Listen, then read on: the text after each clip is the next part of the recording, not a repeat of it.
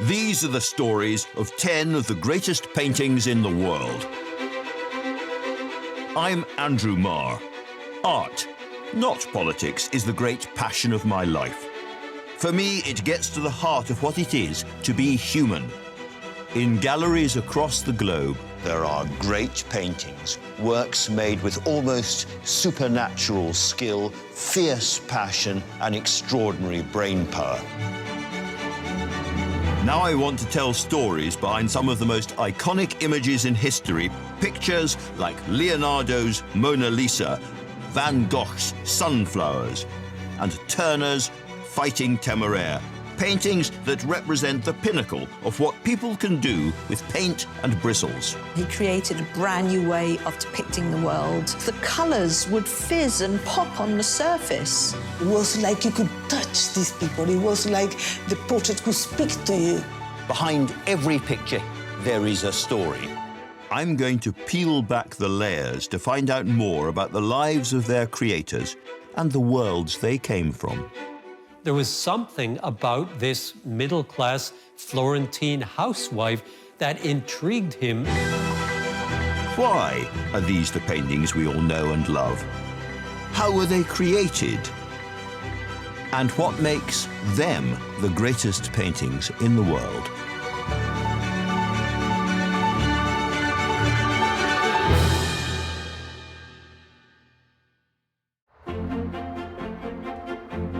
Florence. Home to one of the oldest art galleries in the world, the Uffizi. Every year, millions of people flock to see masterpieces by Leonardo, Raphael, and Michelangelo. Artists so famous they're known by their first names alone. But there's a painting here that's more copied, caricatured, and argued about than any other. And it's not by any of them. It's a painting that arouses physical reactions. In 2018, one man even had a heart attack in front of it. It's one of the most famous female images in the world, and one of the oddest.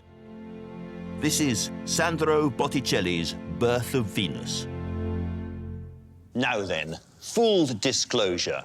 Because of the coronavirus pandemic, I have not been able to go myself and stand in the Uffizi Gallery in Florence.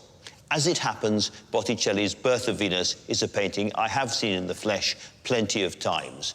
And although, luckily, it has not yet given me a heart attack, I can report that it packs a powerful emotional punch.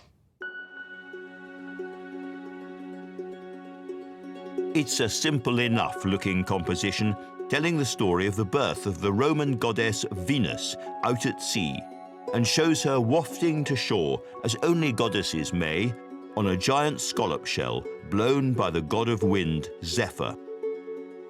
Simple or not, it's heart-stoppingly radiant. Yet this masterpiece by Botticelli hasn't always been one of the world's most celebrated and most visited canvases. In fact, surprisingly, for more than 300 years, it was effectively packed away. And to understand why, we have to go back to the period when it was first made, not the period of birth, but of rebirth, or to give it the fancy French name, the Renaissance. This world-shifting cultural, artistic and scientific upheaval turned Europe on its head in the 15th century. And at the heart of that radical transformation was Florence, birthplace of Alessandro di Mariano Filippi, who arrived into this revolutionary world of artistic opportunity in 1445. So, who was he? Well, we know him better by his family nickname, Sandro Botticelli. Botticelli received his nickname from his brother. It means little barrel. It's actually quite a mean nickname. I mean, you can imagine this really horrid elder brother giving him this nickname. Some people say it was because he was a bit tubby. Other people say because they all liked to have a drink at the time. But yeah, little barrel stuck. Botticelli loved art from a really early age. His father was a tanner, so very creative, working with his hands. And Botticelli loved anything that was visual, aesthetic. He's not obviously a child prodigy when it comes to art, but eventually sort of focuses on painting. So he went and did a training apprentice with a monk, Fra Filippo Lippi. He was a little bit crazy, but he was brilliant. Fra Filippo Lippi was an eccentric friar. He'd been brought up by nuns and captured by pirates and was infamous for his sexual adventures. But despite all of that, he was one of Florence's biggest artistic talents. He introduced Botticelli to the wonders of colour and narrative and symbolism in art, and Botticelli loved it. The little barrel had found his calling. Under Lippi's tuition, he flourished into a skilled and diligent painter. His detailed, stylised way of working, the way he made everything look very beautiful, were really admired, and it happened very quickly that he was sought after. It didn't take long for Botticelli to set up on his own, and his choice of address would be key to his Birth of Venus, because among his close neighbours were a wealthy family called the Vespucci. Caterina Romai is a specialist in Renaissance Italy. This is Via del Porcellana, where Botticelli got his workshop. All these ground floors of the houses that you see today were originally workshops. Still today, full of artisans. So it's one area of the city that didn't change much from the Renaissance to today. This is supposed to be the house of Botticelli where he worked. These explain very well the relation between the Vespucci and Botticelli, because the house is located exactly in the back of the Vespucci Palace. The working class live here, and they work for the wealthiest people living in the palaces on the two ends of Via del Porcellana. The workshop of Botticelli was full of life. It was a real shop. So the patrons, the wealthiest people, in this case the Vespucci, go to the workshop of Botticelli. They tell to him what they would like to have. We would like to have a Madonna painted with the baby Jesus. And the Vespucci are the first important clients who commission important objects to Botticelli. In these early years, Botticelli created endless pious paintings of Mary the Madonna and other religious scenes. But although strictly Catholic in nature, his art couldn't help but be influenced by the world going past his window. Here in the National Gallery in London is one of his many Adoration of the Kings, painted when Botticelli was in his 20s. For me, this is an almost perfect summation of what Florentine society was like during Botticelli's lifetime. It is first and foremost a Christian religious society, and there is the Virgin Mary with the Christ child at the absolute center of the painting.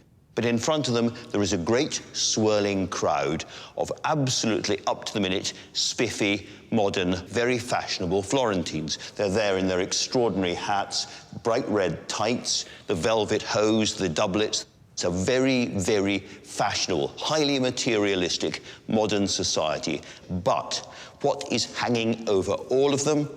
The arches and the pillars of the ancient world, classical, pagan Greece and Rome. This is a vibrant, materialistic, modern society, but always, always in the shadow of the pagans. For Botticelli, it would be the meeting of these two worlds, his closest neighbours and the mythology of ancient Italy, that would prompt him to create the most important and daring work of his entire career, his astonishing Birth of Venus. Sandro Botticelli's Birth of Venus is among the most instantly recognisable masterpieces to come out of Renaissance Florence. This figure has become a universal visual shorthand for beauty, but there's more to Botticelli's goddess than meets the eye. There is a face in Botticelli's art very, very similar to his Venus, which appears again and again. This is a very good example, his Venus and Mars of 1485, and here she is with her long hair and her absolutely unmistakable face. Who the devil was she? Well, remarkably, extraordinarily, we think we know. In Florence, she was an immigrant from faraway Genoa, and her name was Simonetta. So how did beautiful Simonetta come into the life of Botticelli, the little barrel? Well, his whole life, Botticelli lived and worked within just a few streets in the Santa Maria Novella district of Florence, cheek by jowl with his neighbours, the Vespucci. And it was a son of the family, Marco, who brought the 15-year-old girl with the haunting face onto the streets of Renaissance Florence. Marco married Simonetta Cataneo, who's from a very influential family in Genoa, and she comes to Florence in about 1468. It wasn't all that common for Florentine families to marry out of the city. She was something of a novelty, this person who nobody knew already turning up, and she evidently becomes this kind of famous beauty within the city. She became a massive celebrity. Everyone wanted to see her, wanted to look at her. She was described as the most beautiful woman in Florence. Their jaws dropped, their eyes popped out of their heads. It was almost, you know, cartoon-like. Why was she so appealing? She was so beautiful. It was as if a teenage Marilyn Monroe had moved in next door to Andy Warhol. But though Botticelli would seize Simonetta's image for his most famous painting, it would take the intervention of an even more powerful family than the Vespucci to tie their fates together. A family so famous and so rich they're built into the very fabric of Florence. The Medici. I would describe the Medici as the leading oligarchs of Florence. They're bankers to the popes, and they do so well in Florentine politics that they essentially become the rulers of the city. The Medici ruled Florence for 60 years, from effectively 1434 until 1494. So we have something quite unique at this point. We have a family who were bankers. They're not princes, they're not warriors. They've not come to power through the force of arms. Whatever you say about them, they definitely believed in Florence and Florence's greatness. The only way to make it big in this great city was to grab the Medici's attention, attract that, and Botticelli would, like the florin itself, be minted. His chance came when he was commissioned to paint a nativity, or adoration of the baby Jesus, by another family equally keen to curry favour with the rulers of Florence. Botticelli paints an adoration for the Del Lama family. And this is a really interesting commission. Now, it's quite common in this period that you put in little figures into these religious paintings to represent the donors. But Botticelli goes a lot further than that. The kings who are bringing gold and frankincense and myrrh are actually figures from the Medici family. It isn't directly a Medici commission. Clearly, however, somebody wants to sort of suck up to the leading oligarchs of Florence. The somebodies who are buttering up the Medici are also in the composition, both looking directly out at the viewer. Gaspare del Lama is pointing at himself as if in answer to the question, who paid for this? And below him, standing proud, is Botticelli. This self-portrait is one of the only pictures of Botticelli we have today. But his smart, calculated depiction of the Medici as the three wise men certainly got him noticed. And just as he'd gained their attention, so had his beautiful young neighbour, the woman who'd inspire his Birth of Venus, Simonetta Vespucci. A couple of the Medici boys were in love with Simonetta, and they used to have jousting competitions and tournaments every few years. And Botticelli painted her portrait for the banner of one of the Medici boys who won the competition. And when he won it, he said, I won it not just for me, but I won it for the beauty of Simonetta. Simonetta was just as inspiring for Botticelli. She had become his ideal muse, the perfection of human beauty. But if this was an artistic match made in heaven, it wasn't one for this earth. Great beauty doesn't last long, certainly not on the disease-ridden streets of 15th century Florence. A year after the joust, aged 23, Simonetta died of tuberculosis. Her funeral procession drew massive crowds yearning for a glimpse of their Simonetta. She was displayed in an open casket. Thousands of people followed her coffin. People mourned her, I suppose as we do for a great celebrity. People felt they knew her, felt they loved her because of her beauty. Because she actually doesn't live out her years. I think perhaps along the same lines as you might think about for Marilyn Monroe or Princess Diana. The famous beauty reputation is then enhanced and she becomes a kind of idealised beauty. Simonetta had melted hearts all over Florence. Now Botticelli determinedly kept her memory alive by painting her again and again. Taking his behaviour at face value, Sandro, like his clients, seems to have been completely obsessed. Botticelli very rarely strayed from her image. If he's going to paint females, either Venus or the Virgin Mary, he wanted to paint the most beautiful woman he possibly could imagine, and to him, she was that. Botticelli painted Simonetta time and time again because she was so popular. The men that couldn't have her physically could have a likeness of her. She was beauty and perfection. She was the pin-up. And it was a strategy that worked.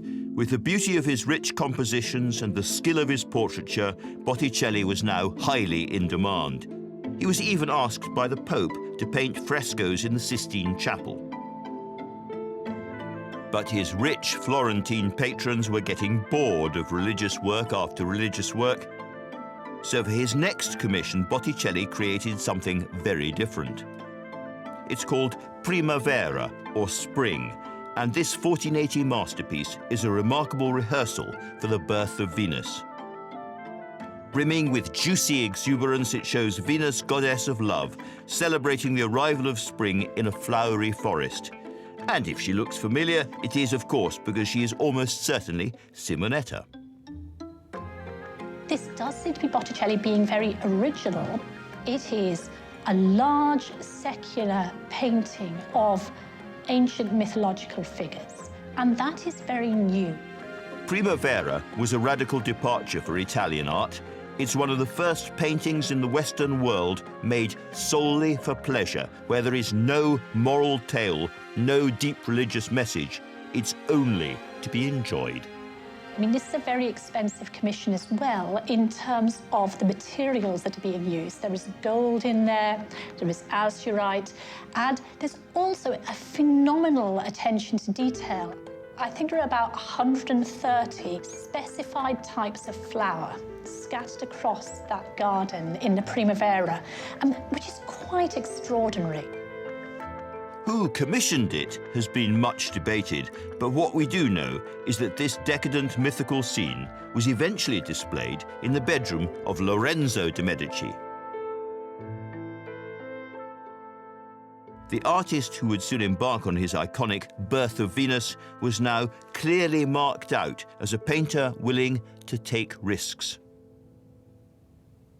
Primavera opened up Botticelli to a whole world of mythological subjects. And here in Venus and Mars, painted just afterwards, he's at it again. This is a languorous, lush, and absolutely non-Christian subject. Based on another well-known myth, here Venus reclines on a cushion, whilst Mars, the god of war, sleeps so deeply he appears to be snoring.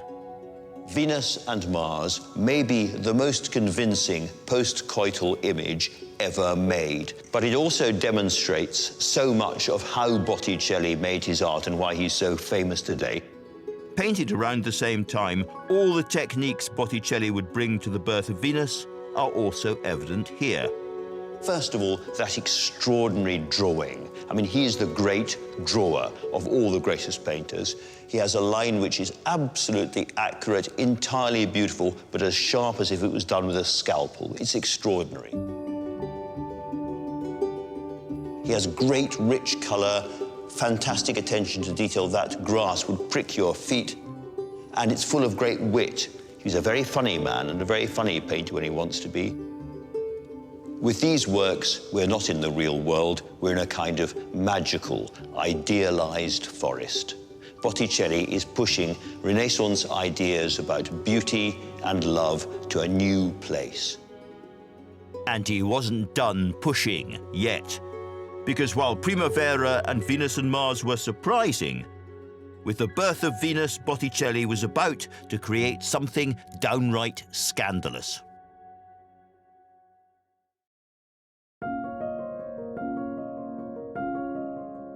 The Birth of Venus is one of the most recognizable paintings in the world.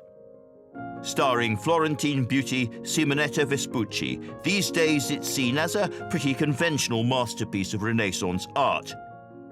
But when it was painted by Sandro Botticelli in the late 15th century, it was completely revolutionary. The painting was a truly radical commission, life-size nude, on a canvas, and also not of a Christian woman. A painting like The Birth of Venus was seen as taking a great liberty and, oh my goodness, what is this artist doing? Botticelli had already defied the norm with his pagan paintings Primavera and Venus and Mars. So why was The Birth of Venus seen as quite so bonkers? Well, simply because no one had painted a nude like this before, one that asked that most fundamental of questions: what is art for? To praise God or to give mankind enjoyment? Botticelli was one of the most sought-after artists in northern Italy. His sinuous drawing and the grace of his brushwork meant that even in a picture-saturated, image-drenched world, his paintings were fresh and surprising. But even for Botticelli, The Birth of Venus was one heck of a gamble. And the reason for that is entirely about what was acceptable in the Catholic world in which Botticelli lived. I think it's important to distinguish between the nude, which is something that happens in art, and merely naked bodies. Because in terms of naked bodies, they are found all across Italian painting well before Botticelli. But mostly they are there for a very different purpose. They're there to remind us all of the unhappy and undignified truth of our lives. Almost all works of art from the years before Botticelli painted The Birth of Venus had a moral or Christian theme, especially those including naked figures. And so here, for instance, all the naked people are in hell, squirming, writhing. Even in Masaccio's very, very famous painting of Adam and Eve being expelled, Adam, well, his genitals are on full display. He's not hiding himself there. He's hiding his face to show his shame. Eve is covering herself. Her face is just a rictus of despair and horror. Nothing in any way titillating about it. They're there basically to say we are clothed in flesh, all of us, and we are rotting, which you may agree is not a profoundly erotic thought. And yet, The Birth of Venus is a painting clearly all about stirring up erotic thoughts and feelings. And so to do that, Botticelli had to use every technique he'd acquired. By mixing alabaster powder into his paint, he added a shimmering quality to his brushwork. The highlights are emphasized with gold leaf, details that must have seemed almost luminescent in the Florentine sunshine. But it's the attention he pays to his central figure which is most arresting. He painted her in a stance that was taken from the ancient Greeks. She's standing in what's known as the Venus pudica stance, where she's covering up all her private areas. Her hair is covering her modesty. She's beautiful, but is she? She's got very long legs that if she tried to walk away from the painting, she actually wouldn't be able to stand up. And her arms are extra, extra long. And she has no shoulders, they're sloping. And they go right up from the arms to the neck. And the reason being is because necks were considered a very attractive spot on a female, an area to be seduced and planted with little kisses. And that's why her neck goes all the way down her arms to her long legs. In this painting, Botticelli created an image unlike anything seen before by Florentine society. And yet, unlike his Adoration of the Magi or the work in Rome's Sistine Chapel, this was a painting that was not supposed to be seen by the public. It was private art, strictly for behind closed doors.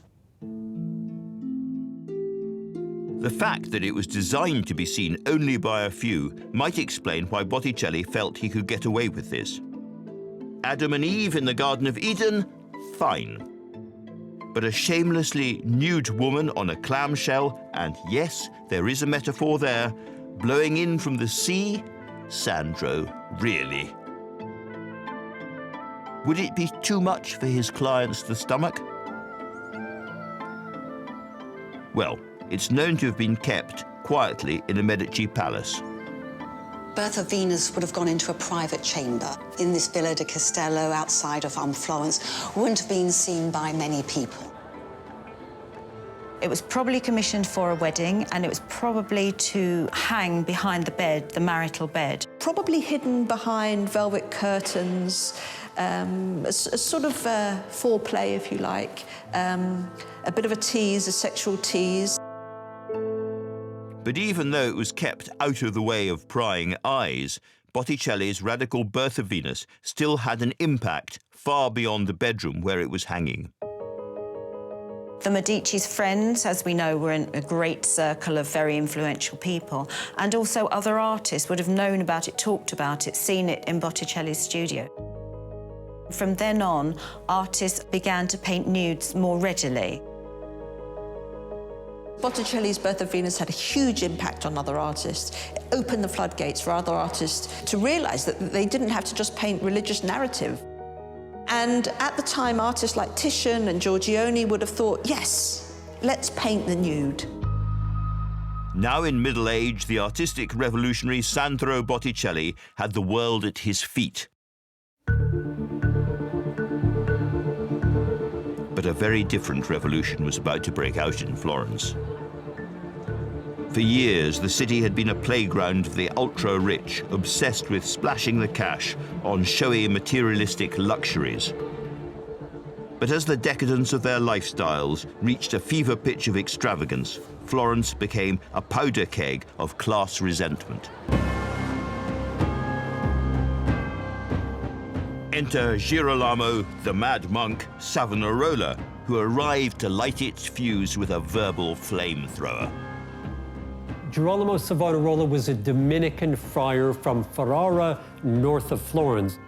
He was a mesmeric preacher. He was really a fire-breathing fundamentalist who was preaching for a reform of the church. He is quite concerned for the moral welfare of the city, and he has a lot to say about that. The church was corrupt, the political institutions of Florence were corrupt, and he wanted both of them to be reformed. He disapproves of gambling, he disapproves of card playing, he disapproves of sodomy, he disapproves of all sorts of, women wearing too much makeup, certainly sex outside marriage, all these bad things that Florence is doing which can only get the city into trouble. Savonarola was not opposed to all art. He believed art had a purpose within Christianity, but he believed that art was devotional. What he did not want to have on the walls of churches were images of the Virgin Mary in which she looked, as he said, like a harlot. He doesn't like all this pagan art, as he calls it, the art that draws on classical myths, whether that is poetry or whether it's visual art. The preacher's hellfire sermons cast a spell over everyone who listened to them. We do know that Botticelli seems to have stepped back from a lot of his artwork under Savonarola and to have been something of a supporter. Botticelli was mesmerized by him and completely believed his message about reform and about the decadence of art. And no painting would have looked more decadent than his own Birth of Venus. Maria Antonia Rinaldi is a Florentine expert in the years of Savonarola's domination. This square, at the time of Savonarola and Botticelli, around 1497, 1498, was the witness, we can say, of quite incredible events. The preaching of Savonarola became more effective over the people of Florence.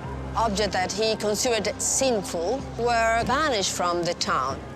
Playing cards, tarots, dices, mythological paintings. Savonarola created this kind of little army of young kids who were dressed in white and with the red cross, and who were little spies around the town who were telling him if someone still keeping objects that were considered sinful.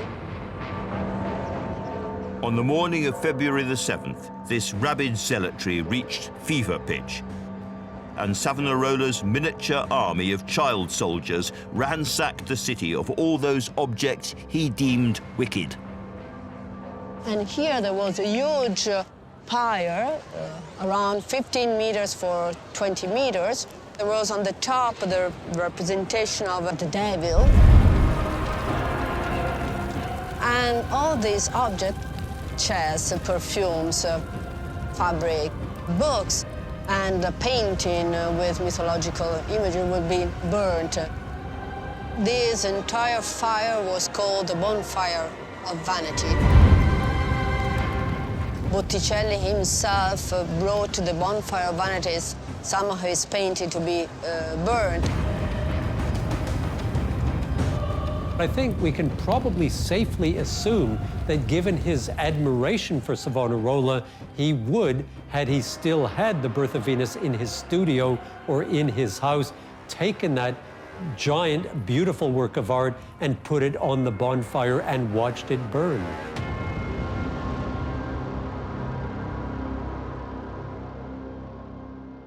The master of the beautiful nude was hypnotized. He would never paint another secular image like his Birth of Venus again. And that remained true even when Savonarola's reign of terror proved to be short-lived.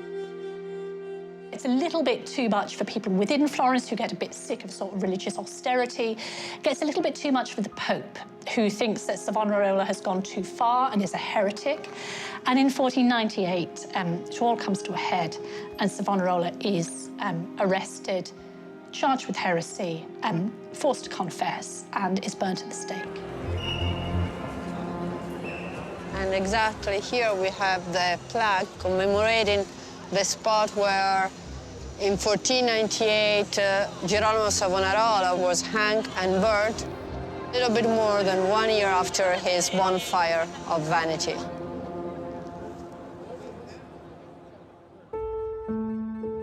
The execution of his guru destroyed Botticelli, who had lost commissions and his income because of his born-again religious fervour. His world slowly caved in on itself. He goes back to working in what often seems rather old-fashioned style, and he's quite rapidly eclipsed by artists working in a new style. People like Raphael, like Leonardo da Vinci, and a little bit later on, Michelangelo. The last decade of Botticelli's life simply ebbed away. He'd been surrounded by the whole of the Medici court. He'd been feted as the greatest artist. But by the time he died, he was crippled, he was poor, he lost popularity. It was a complete fall from grace. He died a lonely, poor man. Botticelli's death was a sad end for the man who'd been one of the brightest stars of the early Renaissance. For the next 300 years, though Botticelli's name was never entirely forgotten, his reputation faded and his canvases gathered dust in neglected corners. He suffered that special purgatory for artists, to be remembered by the academics and almost nobody else. It would take a radical artistic movement in England and a painting hanging here in the National Gallery in London to restore his place in the pantheon of the greatest painters and allow his Venus to be reborn for the world to enjoy.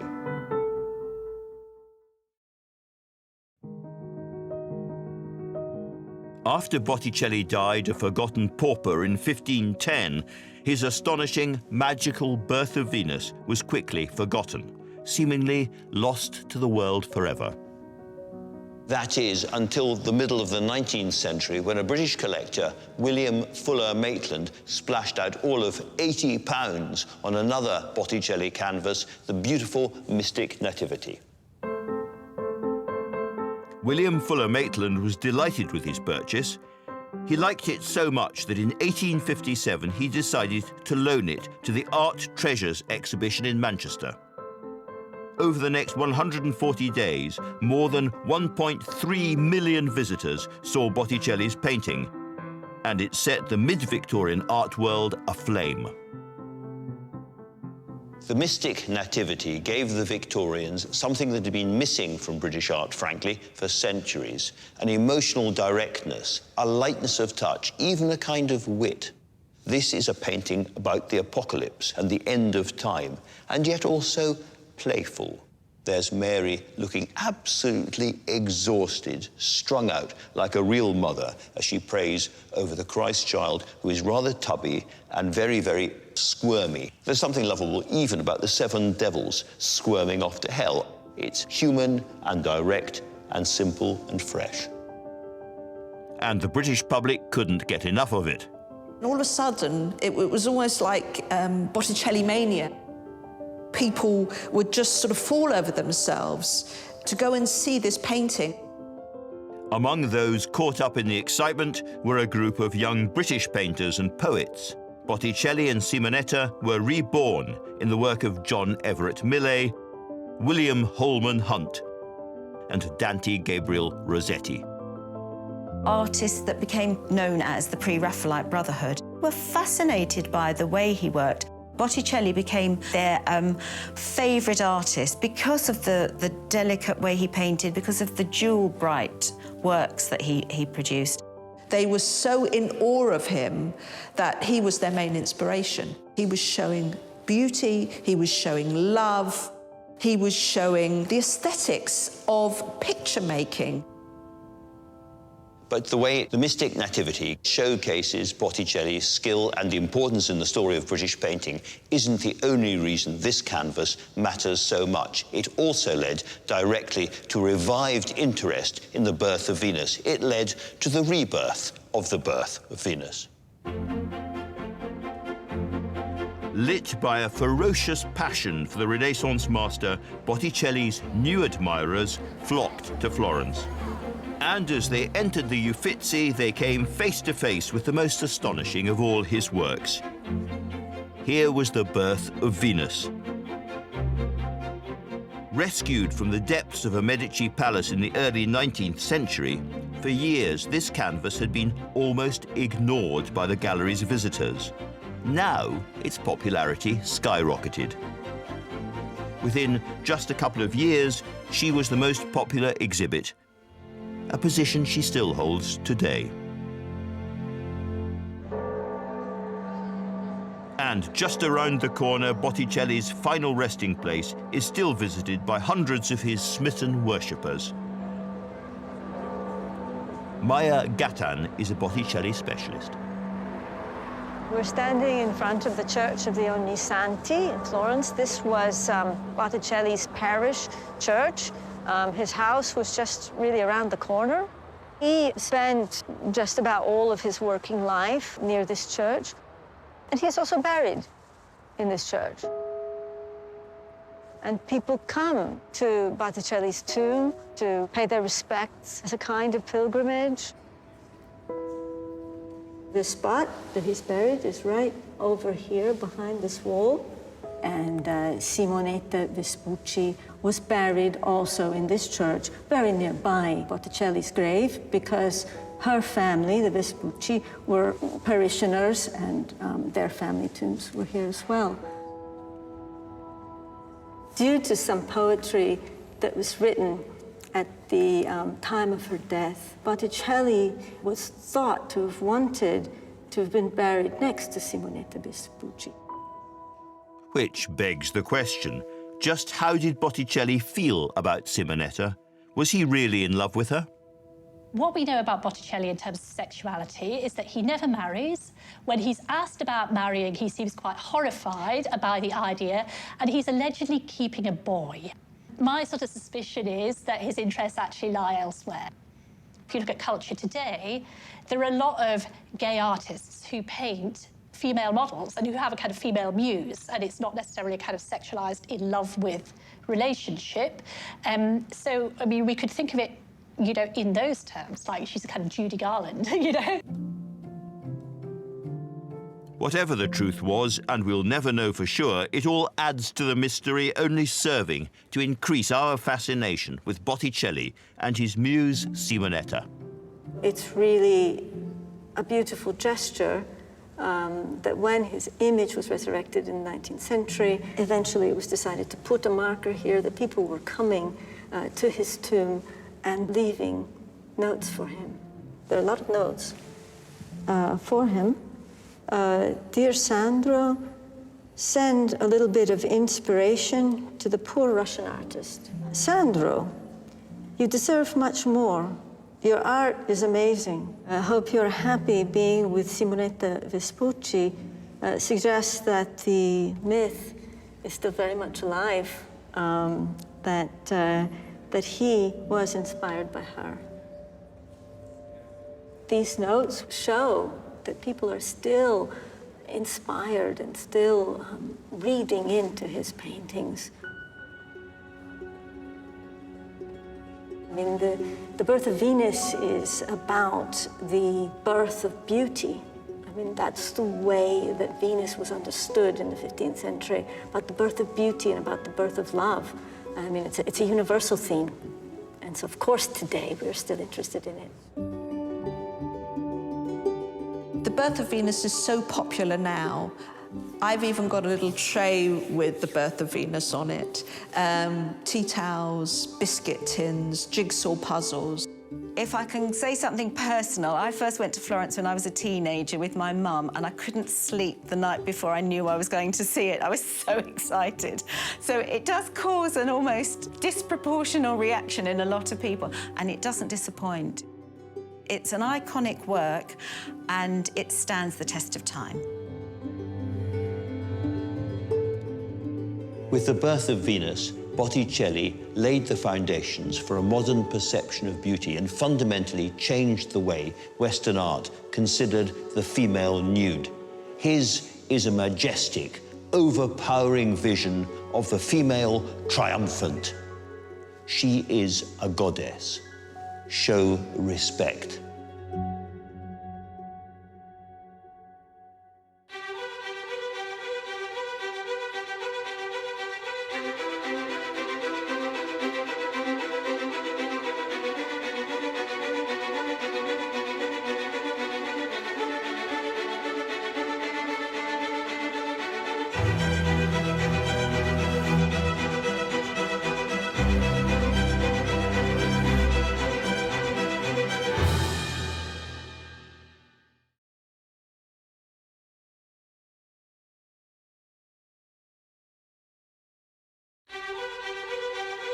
These are the stories of 10 of the greatest paintings in the world.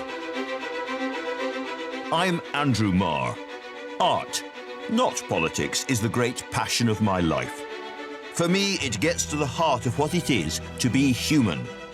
In galleries across the globe, there are great paintings, works made with almost supernatural skill, fierce passion, and extraordinary brain power. Now I want to tell stories behind some of the most iconic images in history, pictures like Leonardo's Mona Lisa, Van Gogh's Sunflowers, and Turner's Fighting Temeraire, Paintings that represent the pinnacle of what people can do with paint and bristles. He created a brand new way of depicting the world. The colours would fizz and pop on the surface. It was like you could touch these people. It was like the portrait could speak to you. Behind every picture, there is a story. I'm going to peel back the layers to find out more about the lives of their creators and the worlds they came from. There was something about this middle-class Florentine housewife that intrigued him. Why are these the paintings we all know and love? How were they created? And what makes them the greatest paintings in the world?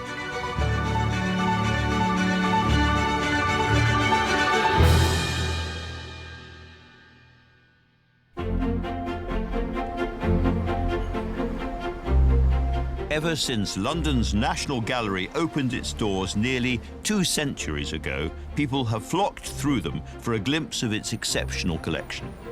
In the early days, there were only 38 pictures to look at here, as against well over 2,000 now. Every single important Western art movement is represented here, running from the early Middle Ages right the way through to the early 20th century. Here you will find extraordinary achievements which have changed the course of art history in room after room after room.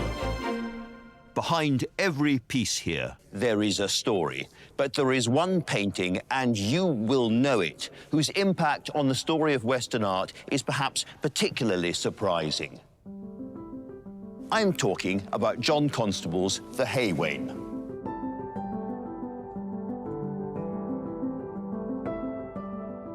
This is, in essence, a very, very simple image of the little pinch of England that Constable knew best. It's the Suffolk-Essex border, the River Stour, and in the middle there is a haywain, a cart which has just delivered its load of hay over here to Flatford Mill, the Constable family business. That's Willie Lott's cottage on the left, a building Constable knew very well and drew and sketched obsessively all his life.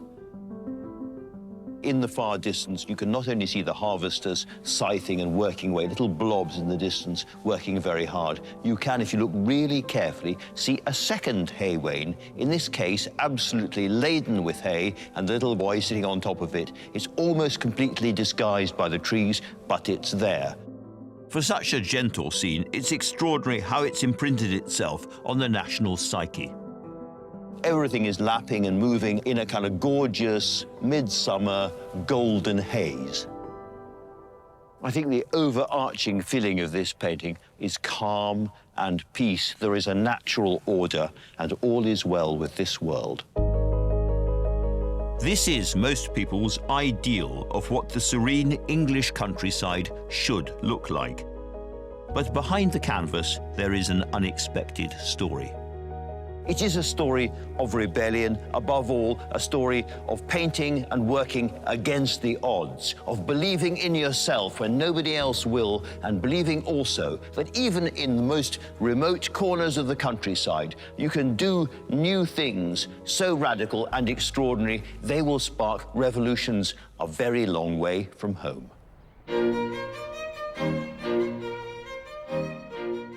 If you want to understand the world of this masterpiece and the man who created it, you have to begin in his beloved Suffolk, the landscape that fed his imagination for his entire life. John Constable was born in this village on the 11th of June, 1776. He is one of 6 children who are the product of a very happy and steady marriage between his parents, Anne and Golding Constable. Golding Constable is often described as a miller, but that's actually doesn't quite give the right impression of his status. He was more of a rural entrepreneur. Wanting for nothing, Constable described his comfortable early life as a careless childhood. For Simon Peachy from the National Trust, there are clues across East Berkhold which reveal the kind of upbringing the young Constable enjoyed. Constable family home was just on the other side of these railings, but the railings are the only part of the house that exists today. In his time, it was a big mansion, one of the biggest houses in East Bergholt. He painted some famous pictures of the kitchen garden and the flower garden. And you can imagine, it's standing here, what the house and the grounds would have looked like. Constable had a very privileged life. His father was rich. He came from this wonderfully comfortable background, and he loved the countryside. He was always out sketching the countryside. He was absolutely adamant that he wanted to be a painter, although nobody in his family, or even remotely connected with his family, had ever been an artist. Constable was inspired by Suffolk's vast, overarching skies, thickly wooded glades and busy rivers, but he didn't know how to channel his passion until a chance encounter. When he was 19, he met a travelling connoisseur, George Beaumont, who was an amateur painter and always travelled with one of his paintings by the 17th century French painter Claude, and he showed it to Constable, and that was the first masterpiece he would have seen. This was the first time he saw a painting that began to match how he felt about landscape, that gave him the same kind of thrill he felt sketching. The path to the Haywain, however, would not be easy. The first blot on the landscape was in the shape of his formidable father. Golding, having made a substantial fortune and set up a very sound business, wanted John to take over the business. And there was a big tussle with his father about that. With great unhappiness, he knuckled under. The only advantage was that running mills meant he became a skilled observer of the weather, a professional eye essential for his art. His determination to be a painter didn't wane, and after 5 long years, he finally got his way. It wasn't until quite late on, 1799, when he was well into his 20s, that he got permission to go to London and start training as an artist.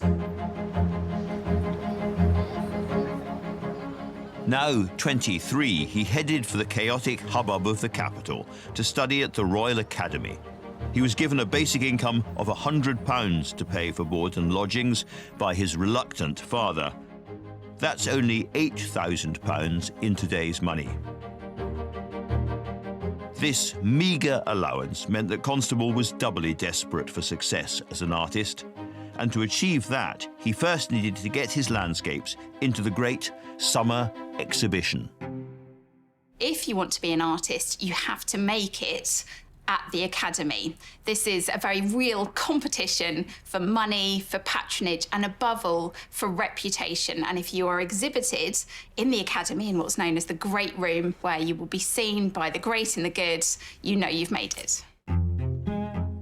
But the great and the good barely got a chance to see Constable's paintings, because even the few that were accepted were seen as drearily unfashionable. Constable has set himself a very difficult furrow to plough. At the time, history painting is considered to be the most prestigious. Instead, he's chosen to specialise in landscape, which is seen to be a much more inferior genre. And within landscape itself, he is also not choosing to do grand historical landscapes. Instead, he's chosen a type of scenery which actually would be considered by most people to be very bland, very workaday, boring, unexceptional sorts of places. Considering he was quite a mild-mannered man, one would think that he might have thought, well, I'll have a go at what everybody else likes. But no, he insisted he wanted to paint in this way. He was fascinated by painting nature as he saw it. But it wasn't just the subjects that failed to arrest visitors' attention. His relatively small canvases were lost against the vast classical landscapes by other exhibitors, like the hugely successful J.M.W. Turner. I think effectively nobody much noticed them. They were hung not just side by side on the wall, up 3, 4, 5 high, and in order to pick up attention, somehow it had to have some sort of real star quality, and Constable couldn't manage to muster that. Constable was surrounded by the painting superstars of the age, doing those huge historical canvases and glossy, fashionable portraits, exactly what the Royal Academy and its patrons really wanted. And at the same time, Constable was painting exactly what he really wanted, which was stunningly, amazingly unpopular. Unsuccessful, unappreciated and poor, the future wasn't looking bright for John Constable. But perseverance is all. He wasn't so far away from a masterpiece that would propel him to international fame. He realised that to get noticed, bigger would be better. Next up would be his famous 6-footers. It's hard to think of a painting more English than the Haywain, a scene indelibly linked to the national psyche. And yet, for most of his life, its creator, John Constable, was far from a success. For an artist now seen as so very conservative, he was remarkably experimental, which didn't help sales. Now, it's not that he didn't want to earn money. Early on, he took church commissions, and all his life he painted portraits to keep the cash rolling in. But what really turned Constable on was the magic of the English countryside in all its seasons, the softness, the fertile freshness, and above all, those subtle, glowing colours. He was happiest when painting his placid scenes, but doing so in a radically new way. He valued what he saw in the raw, with his own eyes, nature unfiltered. He could only do this by working outdoors, which was both unconventional and irritatingly difficult. He believed you couldn't paint nature unless you looked at it. So he wasn't painting every leaf, but he was painting what to us looks extremely realistic, extremely naturalistic. And this was so radical for the time. At that point, most people painted in studios. And Constable was seen sometimes as a little bit mad for wanting to paint outdoors. It was a difficult process. Now you can buy little portable paint pots and little tubes of paint. Then he had to take his paints, most of which he would have made himself, in a kind of pig's bladder or some kind of animal skin pouch that would not let the paint go dry. It was a really big performance, and that's why most people didn't do it. Constable was seen as very unusual. Despite the innovation and the obsessive effort, all of which would eventually feed into his Haywain, these paintings failed to find buyers.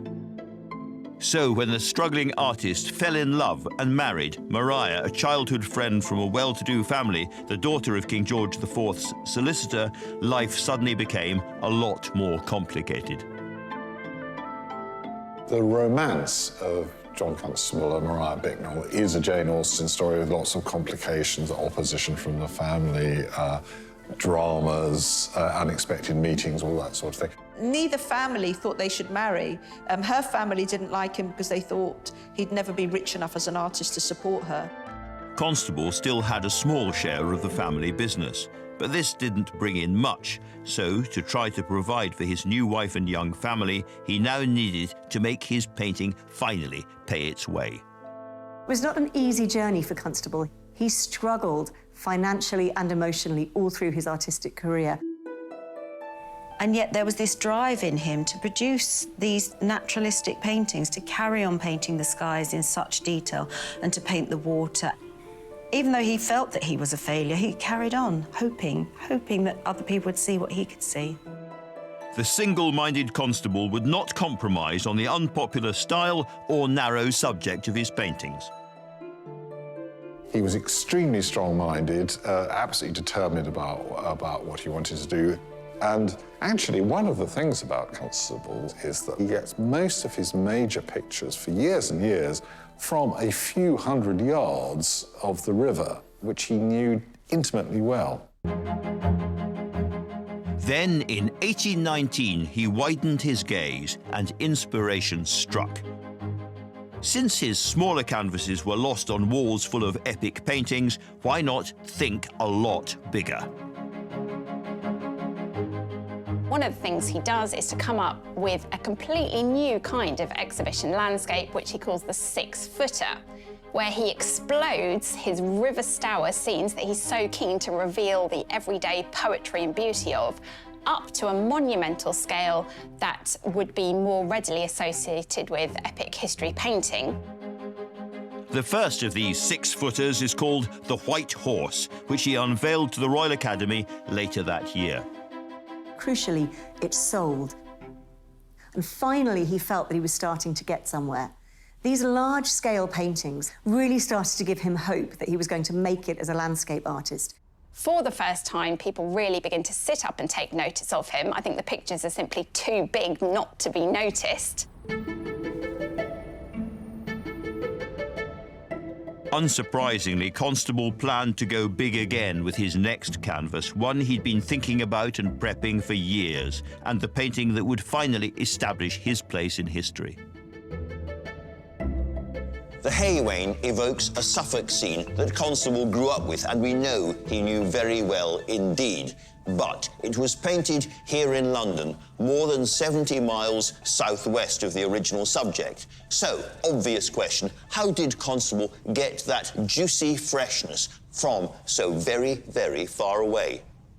Leafing through earlier images of Constable's work, it becomes increasingly obvious that the Haywain is not one single moment in time, but the culmination of years and years of looking and painting and drawing. So, for example, here from 11 years before the Haywain is another painting of Flatford Lock. Lovely, fresh, lush and beautiful, and of the buildings around Flatford Lock. Again, 10 years beforehand, he's already noting down the details of the buildings.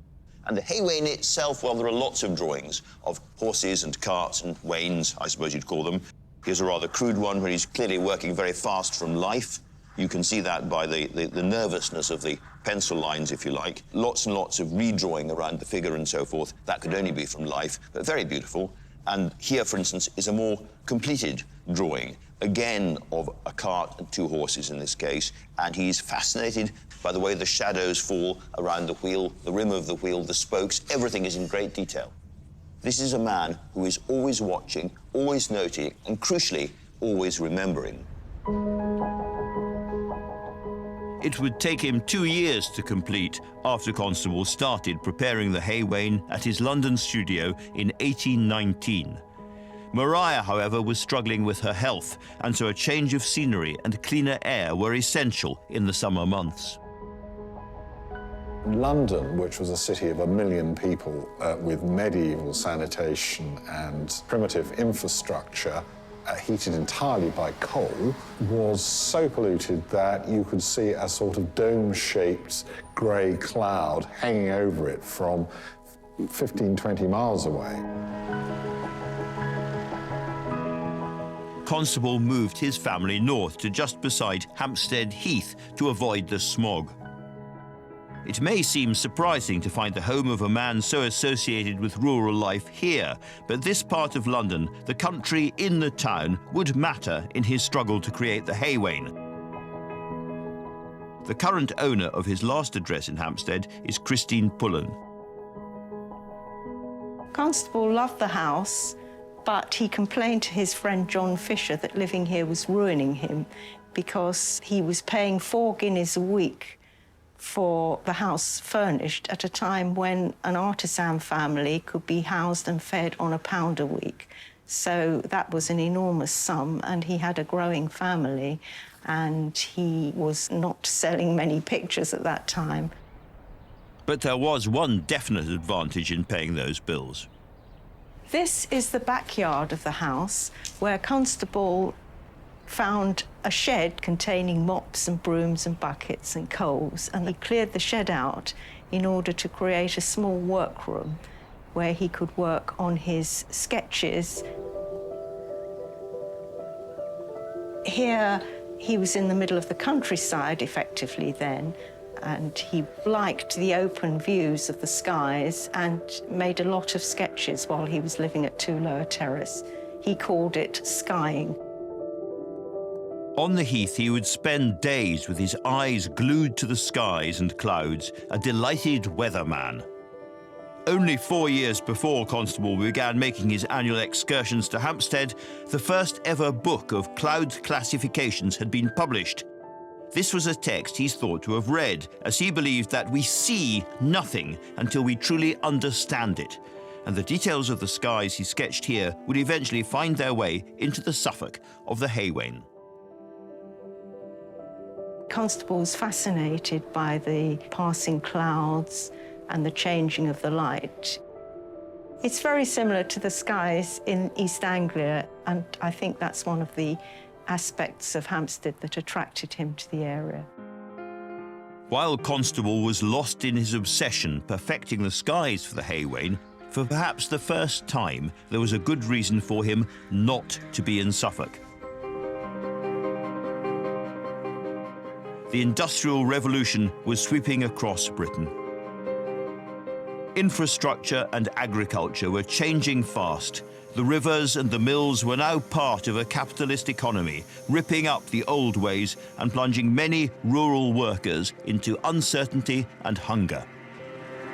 The agricultural labourers were leaving their work to go and work in the cities, and then those who were staying to work were finding that agriculture started to become much more mechanised. It was a time of huge inequality, a lot of poverty, and a lot of people who were really eking out a subsistence either from the land or from a very poorly paid job.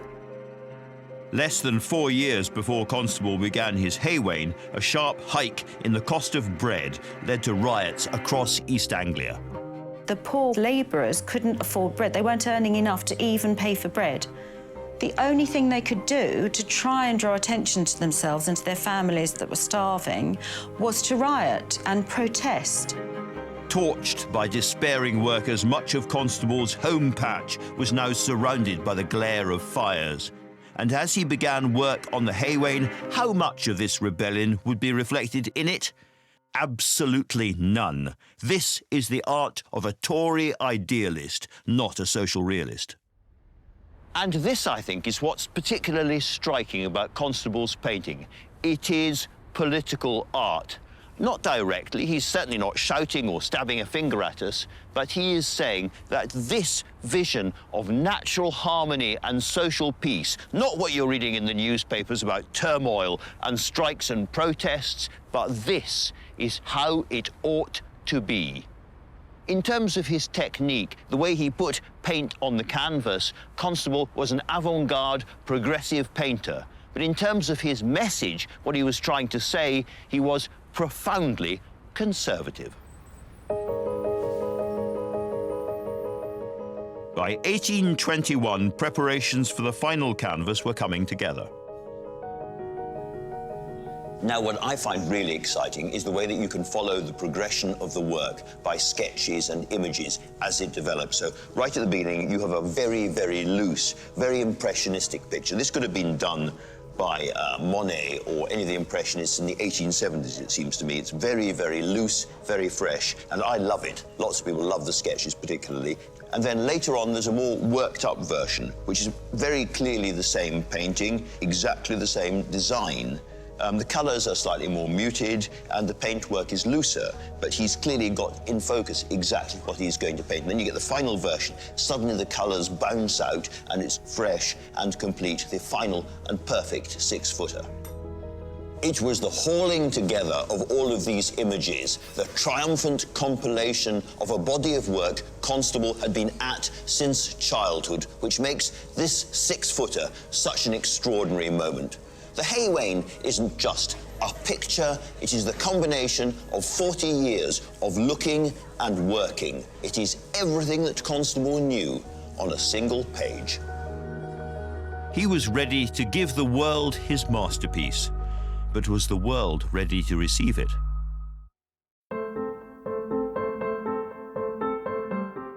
The Haywain, the most famous work by the 19th century artist John Constable, is widely regarded as the quintessential English landscape painting. Completed in 1821, the scene looks calm, serene, and effortless, though the process of creating it was anything but. Constable was one of the great painters of British weather. Now, lots and lots of people, of course, had painted skies and clouds and wood throughout art history, but in almost all cases, they weren't really painted or drawn by people who had sat outside in the real weather, the English weather, as Constable had for months and months and months and got flies all over him and got soaked by the rain. He'd studied the clouds obsessively for years, month in, month out, and these are real clouds. They're moving at speed. You can tell they're moving fast. The wind is up. And there's a real sense of wateriness about this picture, not just the river splashing away and moving quite fast, the little boy fishing in it there and some ducks rising from the river, but also the sense of the cycle of water. Constable once wrote about the sound of water escaping from mill dams, willows, old rotten planks, slimy posts and brickwork. I love such things. As long as I do paint, I shall never cease to paint such places. These have always been my delight. You can tell it's rained relatively recently, that the mud is still wet, but there is more rain to come. You can see there's a heavy cloud there. There's going to be another shower. Not a drenching downpour, but just enough to produce that delicate freshness, the juiciness in the English landscape that Constable always thought should be there. He submitted it to the Royal Academy Summer Exhibition of 1821. His last painting there, The White Horse, had been warmly received, and he hoped this would be even more so. As his fellow artists crowded into the Academy's rooms, he must have wondered if this would be the painting that proved he had been right all along. When the Haywain was hung in the Royal Academy, people didn't like it. They didn't want it. People were shocked. They were quite horrified that he would be so bold as to paint just a landscape that size. He was just sneered at. This is a farm wagon he's painting. There aren't any mountains, there aren't any waterfalls, there aren't any wild rocks. It's just a pool in a rather ordinary little river in East Anglia.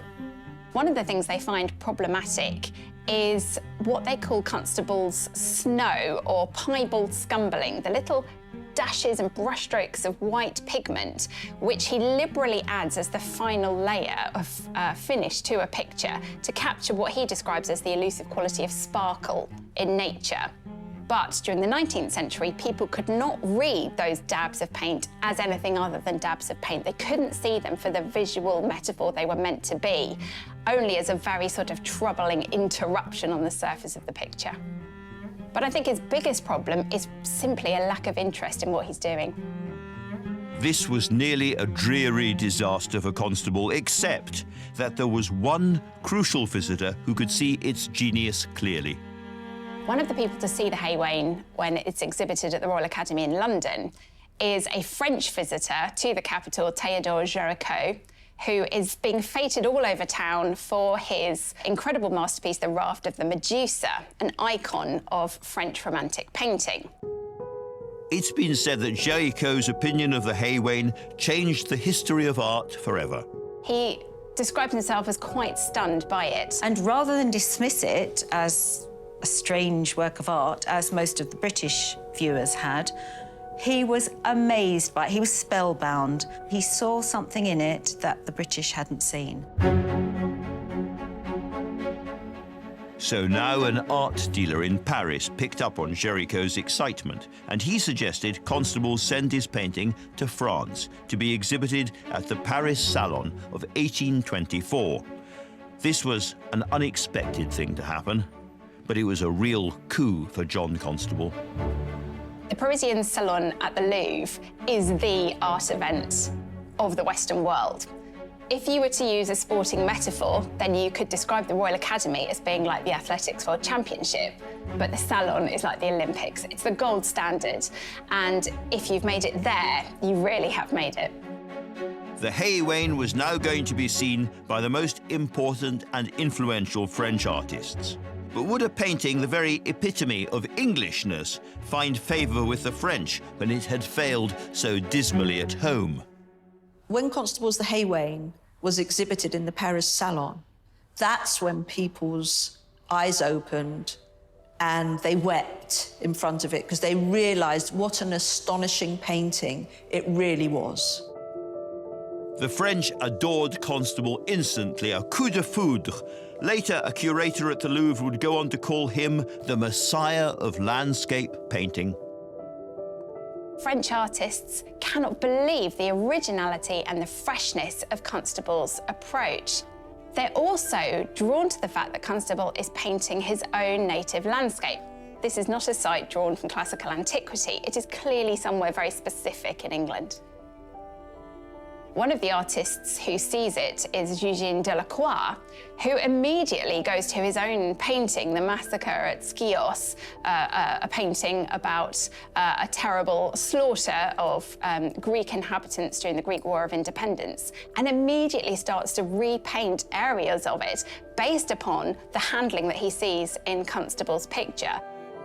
Constable's use of colour delighted Delacroix. He wrote, "What he says here about the green of his meadows can be applied to every tone." And the change of fortunes didn't end there for Constable and this revolutionary painting. The work of this previously obscure British artist started to have a huge impact on French art as a whole. From Delacroix, we go very quickly on to artists in his circle who begin to paint landscapes of the French countryside a la Constable, with sort of Haywain-esque tumble-down cottages beside a pond. Constable's impact was seismic. His devotion to capturing a moment in nature through immersing himself in the outdoors inspired Paris.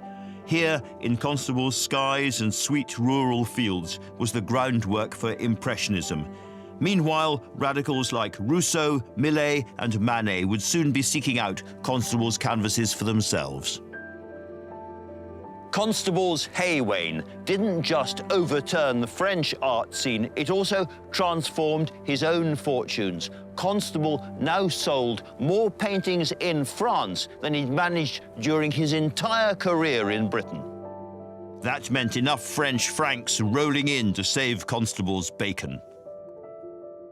But there is something quite extraordinary about this, is there not? There is John Constable, the ultimate patriotic, conservative image maker of rural England, and it's Paris that saves him. Thank God for the French. Great art is always rooted somewhere, but it is never limited by flags and national borders.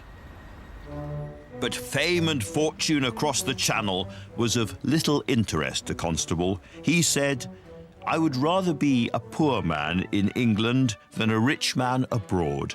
And so when he was invited to France to be awarded a royal honour by the king himself, his response shouldn't have been a surprise. He was given a gold medal which would have been presented by Charles X, but Constable fatally refused to travel to Paris to receive it in person. In fact, never left Britain. The furthest he ever went was the Lake District, and that was on the sort of outside edge of what Constable regarded as possible. Despite this profound distaste for travel, Constable's prospects were definitely improving. But just 4 years after being celebrated as England's most innovative painter at the Paris Salon, disaster struck. His beloved wife, Maria, fell gravely ill. She probably had tuberculosis and had always been delicate, but also her fate, as was the fate of an awful lot of middle-class Regency wives, was almost incessant pregnancy. She had 7 children and 2 miscarriages in about a decade, and that obviously had a seriously bad effect on her health. Maria died shortly after the birth of her 7th child, and Constable was totally devastated. The face of the world had changed for him, he wrote in a letter to his brother. He wore mourning for the rest of his life, and he never really got over her demise. Constable was overwhelmed by melancholy. His first major and much dreamed of triumph as an artist was now overshadowed by domestic disaster. How would he possibly survive these blows? John Constable had struggled to follow his dream of becoming an artist, and then finally with the Haywain, his fortunes seemed to have changed. After more than 2 decades of finding his art almost entirely unappreciated or rejected, by the 1820s, John Constable was enjoying a period of unanticipated artistic success. But this success didn't translate into hard cash, and it was followed by tragedy. The death of his much-loved wife, Maria, had left him a single father with 7 children dependent on him. One of the unusual things about Constable He's one of the very few major artists who was a decent human being. He really was a good, affectionate, faithful husband and a very good and loving and dutiful father who did his best to bring up a large family of young children after Ra died on his own for the next decade. He may never have had the huge financial success in England he deserved, but he did finally receive the recognition he'd so craved from the Royal Academy. Constable is finally made a Royal Academician in 1829, over a quarter of a century after his rival Turner, for example. It's a very bittersweet occasion for him. Finally, he's got this professional endorsement he's worked so hard all his life to achieve, but it comes too late in order to be able to share it with his love. And another, I think, greater accolade was to follow. When he was 56, the widowed Constable was on board a horse and carriage heading back to London from Suffolk. He saw the countryside that he loved, and he just mentioned to his fellow passengers, "Oh, isn't it beautiful?" And a gentleman sitting near him on the carriage said, "But of course, it's Constable country." And you just have to imagine the poor man had been so melancholy, so depressed. It must have given him such a boost. He was delighted to know that he'd actually made a mark on people's psyches and people's attitudes towards what he loved as well. John Constable died in 1837, and for such a devoted family man, it's fitting that he left most of his work to his daughter. She, in turn, bequeathed the paintings and sketches to the nation. They went on display in 1888 at the National Gallery, and that is when something quite extraordinary happened. For the first time, people see his en plein air sketches. These very fresh, simple, beautiful studies made out of doors. And because of later movements like Impressionism, they now can judge these things and realise the value and the originality and innovations that Constable had brought to them. And Constable, in some ways, gets reinvented with definitely a sense of patriotic pride that actually here was Constable, the British artist, doing it a good 50 years before the French. People flocked to see them because it was a sense of nostalgia. And also it was a bit of peace from the noise and the hubbub of city life. You know, they could lose themselves in the landscape, in nature. And the biggest draw, obviously, was the Haywain. It became instantly popular. It suddenly seemed to be a symbol of Britain in the British countryside. And in fact, it was so popular that by the 1890s, Thomas Cook had started to organise tourist visits to Constable country so that people could see where the Haywain was set. You've got to remember that sort of in the 19th century, there were new trains taking people on trips around England. People wanted to go to Constable country.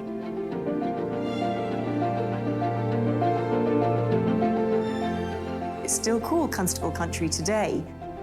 And what's quite fascinating is that Constable really created a world that tourism then kept pristine. The National Trust's Simon Peachy works as part of the team maintaining and preserving this iconic scene. So if you walk this way, this is the Haywain view. Standing here, it's like stepping inside Constable's painting. So on the left-hand side, you've got Willie Lott's house, and you can see if the building is pretty similar today to how it was in Constable's time. You've got the mill pond right in front of you. And again, in Constable's painting, you've got the hay cart sitting in the middle of the mill pond. You've even got some oak trees. They're probably not the same oak trees that were there in Constable's time. But if you look through to the distance, that mass of trees, that's in exactly the same place as it was in Constable's time. So literally, standing here, you're stepping into his painting. You're almost walking in his footsteps.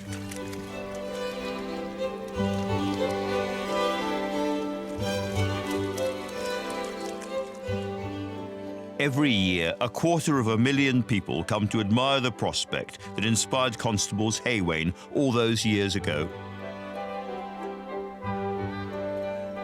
We like to say to visitors that we've got the original of the Haywain, and the National Gallery has got the copy that was done by John Constable.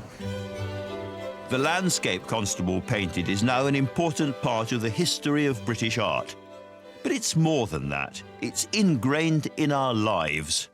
It's so very familiar, an image found on countless calendars, biscuit tins, cushions and jigsaws in households all around the country. John Constable has taken a sentimental rural vision and raised it to an ecstatic level. Yes, this bears no relationship to what was actually happening in Suffolk at the time. And yes, the more you think about it, it is an almost ridiculously banal image. It is the 1820s equivalent of a battered white van leaving a Tesco forecourt on its way to make a food delivery. This is John Constable gives you logistics solutions. And yet, when you look at it, it is impossible not to feel humbled and proud and very moved indeed. It is a golden age painting, full of the enjoyment of nature, fresh, delicious. You want to be there. You want to stand in that field and smell the wildflowers and feel the wind in your face as the clouds scud over your head. It is a deeply, deeply nostalgic painting, and nostalgia is a very powerful emotion. John Constable took the ordinary, the English ordinary, and he made it epic. He made it majestic. And by doing that, he touched the soul of the English forever. And that is why this is one of the world's great paintings.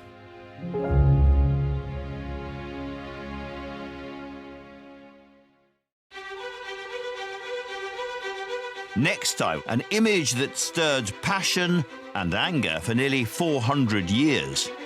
When it was made, this kind of image was outlawed, forbidden, and certainly never to be seen in public. A groundbreaking work of rare beauty. He's really fascinated by the whiteness or the paleness of her flesh. So it's quite a sexy picture. That defied the Spanish Inquisition and roused the suffragettes into violent action. What she had concealed about her person was some form of meat cleaver. The remarkable story of the Rokeby Venus.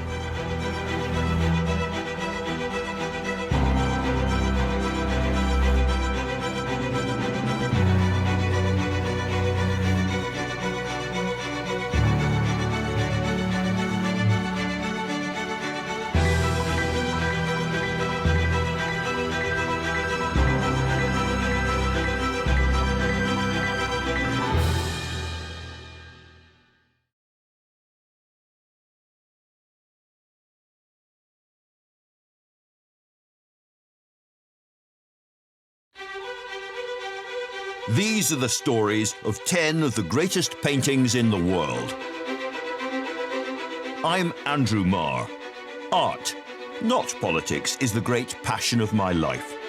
For me, it gets to the heart of what it is to be human. In galleries across the globe, there are great paintings, works made with almost supernatural skill, fierce passion, and extraordinary brain power. Now I want to tell stories behind some of the most iconic images in history, pictures like Leonardo's Mona Lisa, Van Gogh's Sunflowers, and Turner's Fighting Temeraire, paintings that represent the pinnacle of what people can do with paint and bristles. He created a brand new way of depicting the world. The colours would fizz and pop on the surface. It was like you could touch these people. It was like the portrait could speak to you. Behind every picture, there is a story.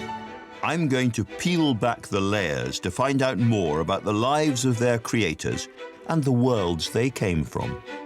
There was something about this middle-class Florentine housewife that intrigued him. Why are these the paintings we all know and love? How were they created? And what makes them the greatest paintings in the world?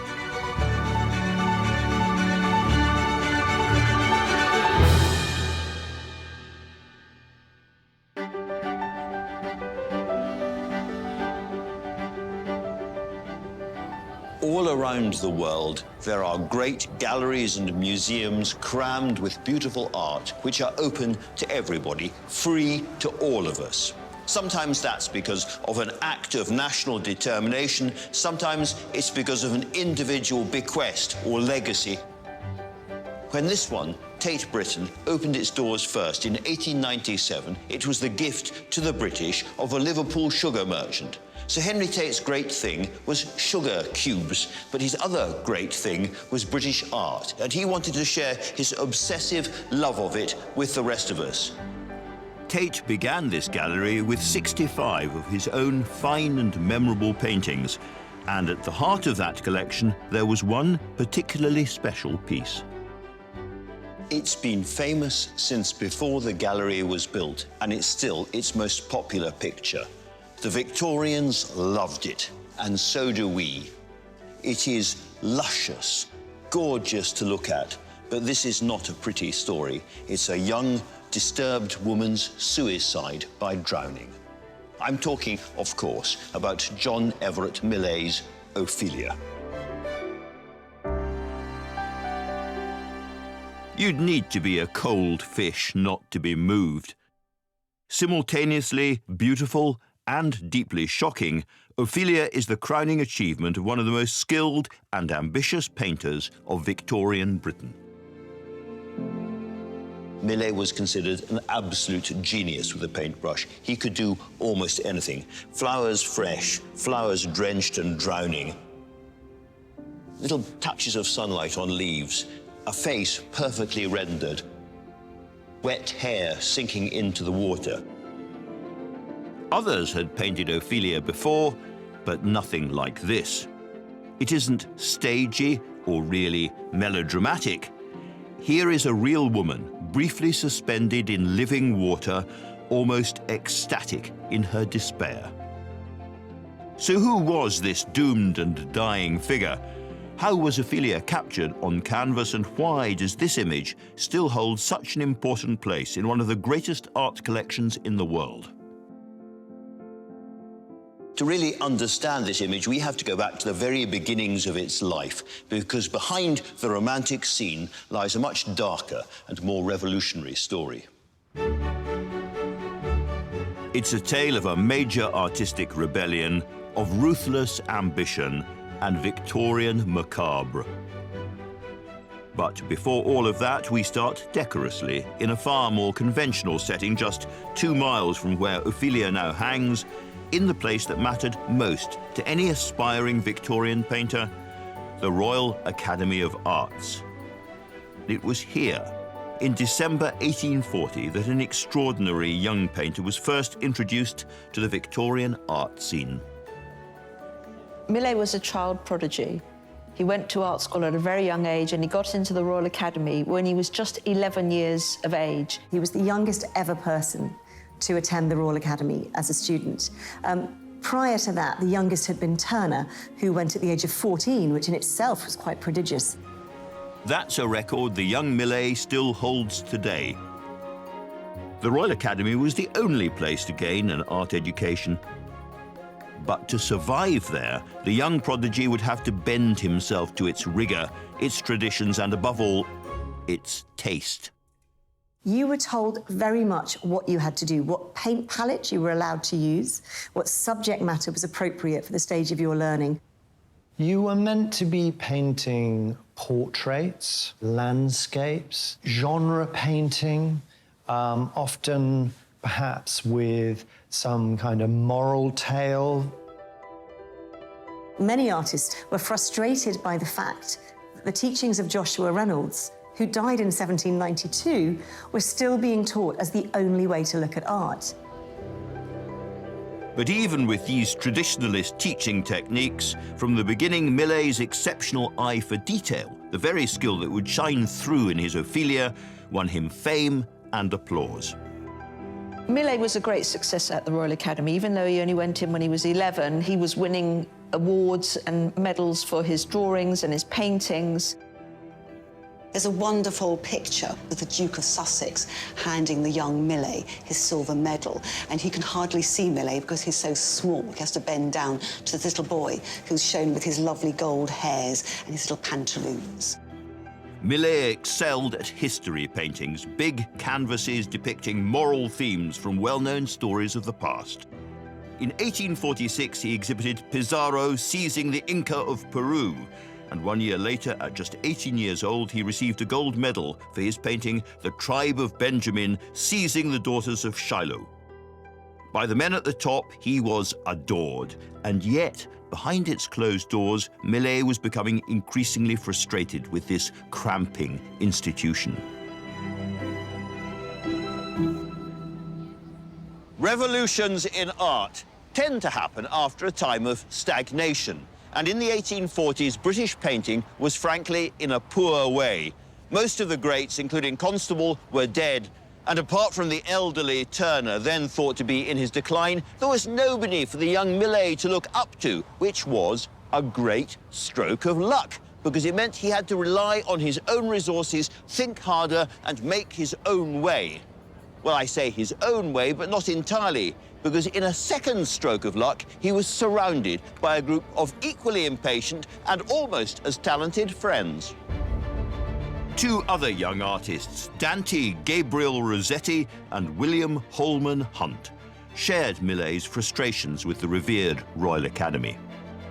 They began to be rather critical. They felt that all the students were coming out and they were producing these rather brown, lacklustre paintings, which had no real connection to the society in which they were living. Unlike all artists, they wanted to go their own way. They wanted to show their own talent. So in 1848, the trio vowed to work together, igniting an extraordinary period of creativity. Aged just 19 years old, the teenage Millais was about to transform the story of British painting forever. And create an image that would shock the mid-Victorian establishment.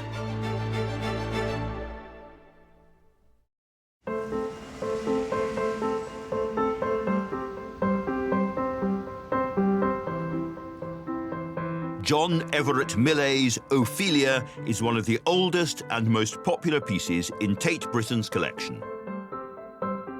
This painting is so photoreal, so throbbing with vivid, lush colour, that it's hard to remember it owes nothing at all to any camera or lens, but was painted meticulously by hand in the depths of Victorian London more than 150 years ago.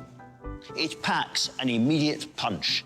It looks different because it was meant to look different. It was the product of an artistic plot or conspiracy, if you like, that shook the Victorian art world.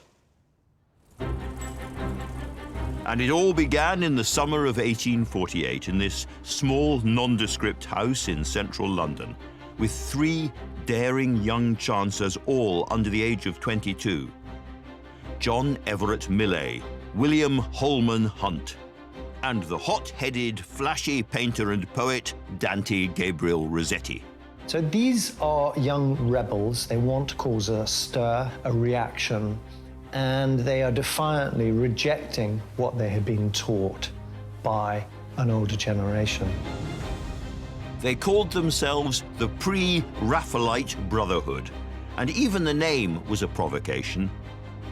The now stale influence of the great Renaissance master Raphael was being cast off by the bold young radicals as a counter-revolution of spirituality based on naturalism now began. It was very brave of the PRBs to do what they actually did, forming themselves and going against the Royal Academy, but they really believed in themselves. These young artists who knew they were going to be provocative and they were going to be shocking to the public named themselves PRB, the little initials in the corner, so it's almost like a secret society. A lot of academicians were really upset and they were quite shocked. You know, we've trained these students and this is what they're producing. They're rejecting us. These artists dismissing these time-honoured conventions of painting. Within weeks, more like-minded young artists, fascinated by this radical new approach, joined Millais, Rossetti and Hunt. In their paintings, the rebellion unleashed an entirely new palette, paving the way for Millais' Ophelia. The Pre-Raphaelite movement was revolutionary because their pictures just looked so different to everything else on display. The works were vivid and bright, with colours placed in juxtaposition. They tried to show things as they really were. One of their tenets was truth to nature. So they would go outside, they would paint in the open air, and they would faithfully record everything that they saw. This was hugely radical. So their pictures did actually look different, and they immediately demanded attention. This revolutionary new society made their first big splash with Millais' attention-demanding Christ in the House of His Parents. Now displayed in Tate Britain, it's one of the artist-educator Richard Thomas's favourite pieces. It went on show at the Royal Academy annual exhibition in May 1850, and he was 20 years old, so this is his coming-of-age exhibition. The first thing that happened for people looking at it was that they were drawn into responding to the subject in the painting as if it was an incident in a perfectly ordinary carpenter's workshop. But that's not just a little boy who's cut his hand. This is the Holy Family with Mary, Jesus, and Joseph, and Mary's mother, St. Anne. Everything about this painting reflected the new and almost extremist principles of the Pre-Raphaelite Brotherhood. Millais decided to paint the picture not in his studio, but on location in an actual carpenter's workshop in order to give the authentic feel.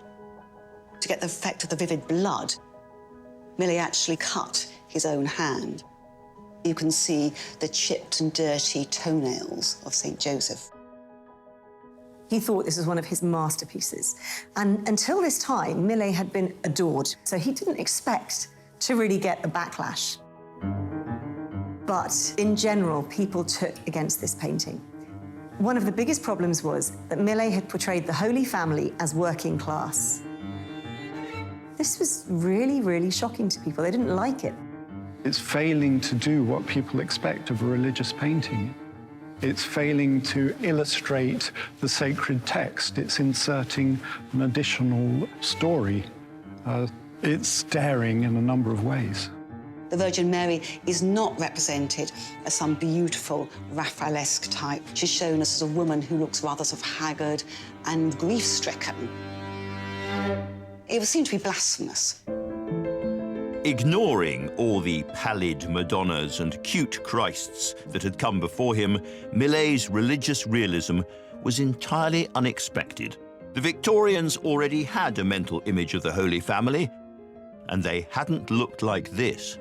One of the biggest critics of this particular painting was Charles Dickens. Now, Dickens was not an art critic. However, he had an awful lot of sway. And his criticism is utterly hostile.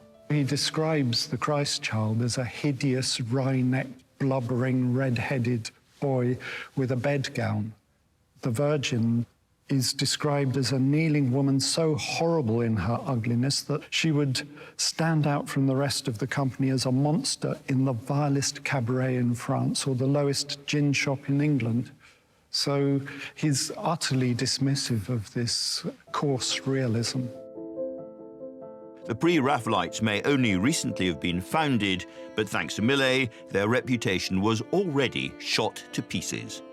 News of the scandal even reached Queen Victoria, who demanded to see Millais' blasphemous work for herself. The young artist was devastated. After the shock of the reception of Christ in the House of His Parents, Millais was determined to make the art world love him again, to get his reputation back. He wasn't going to compromise, but he was going to make sure that his next painting was adored. And for that, there was no better place for Millais to turn than the theatre. Theatre was very popular. When people went out for entertainment, they went to the theatre, and Shakespeare was extremely popular. It was a bit of everything that the Victorians liked. There was death involved, there was love involved, a bit of almost eroticism. The Victorian public adored their Shakespeare. Even those who couldn't read had been to the theatre and were well versed in his stories. So as the topic for story painting, Shakespeare was a shrewd choice, especially as Millais plucked out one of the most dramatic moments in one of the most popular plays of them all. So this is the famous moment in Shakespeare's Hamlet when Hamlet's beloved Ophelia decides to kill herself. She has been driven mad because Hamlet appears no longer to love her and has been mocking her in a rather cruel way, and he has just killed her father. So for her, life is over. It was a really popular subject with artists. A lot of artists known to Millais, Arthur Hughes, Richard Redgrave, had painted the death of Ophelia. But they'd done it in a picturesque way, where she's sort of just tripping over the bank and stepping into the water. Millais, however, took a closer look at Shakespeare's immortal lines. Her clothes spread wide and mermaid-like, a while they bore her up, which time she chanted snatches of old tunes as one incapable of her own distress, or like a creature native and endued unto the element, but long it could not be, till that her garments, heavy with their drink, pulled the poor wretch from her melodious lay to muddy death. Snatches of old songs, the waterlogged dress, inconsolable in her misery. Bound by the Brotherhood's rules, Millais wanted to bring all of this vividly to life. But to do that, he needed the perfect poor wretch, a model whose face he dearly hoped would become unforgettable. The answer to his Ophelia was a young hat seller called Lizzie Siddal. Lizzie Siddal was working in a milliner's shop just off Leicester Square in London. And she was a rather unusual-looking woman for her time. She was a young woman who was very, very slim. Long red hair, very pale skin, very tall. She was discovered by Millais' friend who went to the milliner's and saw her and just thought she'd be perfect for the Pre-Raphaelites. And she became their model. But she was also an artist in her own right. She was quite intellectual and loved poetry, painting. Rossetti loved her, Millais loved her. Everybody wanted to paint her. She essentially became the Pre-Raphaelite supermodel. Millais now had his Ophelia, but how would he transform a 22-year-old Victorian hat seller into his doomed Shakespearean? How could he bring his canvas to life unless his model lived and breathed her distress? Ophelia and her watery suicide had to feel real. It was the beginning of a painstaking process as carefully planned as any military maneuver. It wasn't just the figure that was important, so like Ophelia. The background was just as important. The scene in Hamlet takes place in a remote corner of Denmark, but Millais needed somewhere a little handier for central London. Today, his great-great-grandson, art historian Dr. Roger Bowdler, is retracing Millais' steps for the first time. Oh, my goodness. It's just a fabulous feeling, actually, having found the precise spot where he spent weeks and weeks and weeks in the summer of 1851 painting Ophelia, and it's here. And this isn't the most romantic or glamorous of settings. You know, you can hear the M3 in the background, it's in the edge of Greater London, and it's covered in litter. But actually, that almost makes the magic of the picture the greater. The drama is about her imminent sinking below the water. So he doesn't want a grand, picturesque setting. He wants rather a modest riverbank to paint, and that's just what he finds. To work outside, Millais capitalized on two exciting new innovations: small portable paint tubes and a host of new pigments and colors. His Ophelia would be the brightest canvas he'd ever produced, but working for so long outdoors still brought with it a whole catalogue of challenges. He would spend up to 11 hours a day in great discomfort. He complained about the flies, about being threatened by a big bull. He had farmers shouting at him. People would come past and ask him what he was doing. And he has to deal with this pair of swans. They take up station just where he's found his spot and completely muck up the water weeds that he's so carefully selected for the setting of the painting. Millais wrote, "My martyrdom is more trying than any I have hitherto experienced. Certainly, the painting of a picture under such circumstances would be a greater punishment to a murderer than hanging." These were the lengths the Pre-Raphaelites were willing to go to in order to capture nature as truthfully as possible. He paints with fantastic finesse, which is why it takes him so long. So he begins work on this in early July. He's still here in early December. He would say that it was like completing the size of a 5-penny piece each day. So that gives you a sense of how slow and gradual this process was. He's putting his all into it because his reputation depends on success. So there's a discipline at work, along with the very romantic, poetic engagement of this poignant scene of watery death in this river. But while Millais himself was more than happy to suffer for his art, even he realized that persuading Lizzie to dunk herself for hours in the cold and dirty waters of a Thames tributary might be going a little too far. And so back in central London, he came up with a somewhat less unpleasant alternative, but only somewhat. Millais poses her in his studio, in his parents' house, in a bathtub, and he finds in an antique shop a beautiful antique dress with silver embroidery. Elizabeth Siddal is posed wearing this in the bathtub. Now, Lizzie was being painted in December, long before central heating, and it was cold. It was in a basement studio. The lamps underneath the bath were kept lit in order to keep the water at an even temperature. But one day, Millais didn't notice that the lamps had gone out. The water, of course, just got colder and colder, and Lizzie lay there, the perfect artist model, suffering for his art as he completed his picture. Millais' quest for realism had given his muse pneumonia. But although he was forced to pay for Lizzie's doctor's bills, there may have been a dark part of him that was quietly and privately pleased. I think that the fact that Lizzie Siddal did suffer whilst posing did inject that extra sense of realism and naturalism to the face that he painted while she was lying there in the bath, freezing.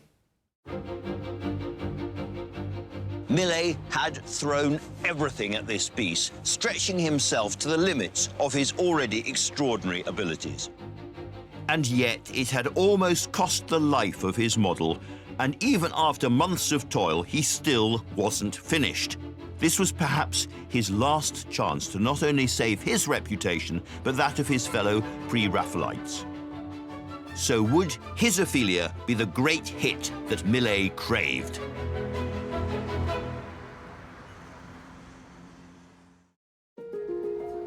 John Everett Millais' Ophelia, the jewel in Tate Britain's collection, may be one of the most popular pieces of art of the 19th century, but it's definitely not for everyone. There is something about this picture, perhaps its extreme prettiness, a dash of sentimentality that does not quite work for me.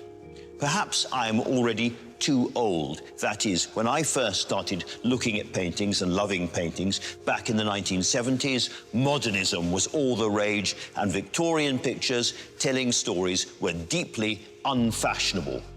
But we all have to challenge our prejudices, don't we? And it may be strange thought, unlikely thought, that I am completely wrong. And with this iconic canvas and its exquisite detail all to myself, it's very hard not to appreciate the sheer artistry. So first of all, this is about two things for which the Pre-Raphaelites are very well known. Rich, luscious, almost enameled colour, and a detail so sharp you could cut your fingers on it. Where in the history of art have you ever seen a green as greeny as that green? Not since the very early Renaissance, I think. It is absolutely gorgeous, and the detail of the foliage is extraordinary. At times, he must have been using a brush with a single hair. And so, yes, perhaps, I may have been a little hasty. Looking again with fresh eyes, the subject is creepy, but it's impossible not to admire the way Millais makes his colours glow and his brushes dance.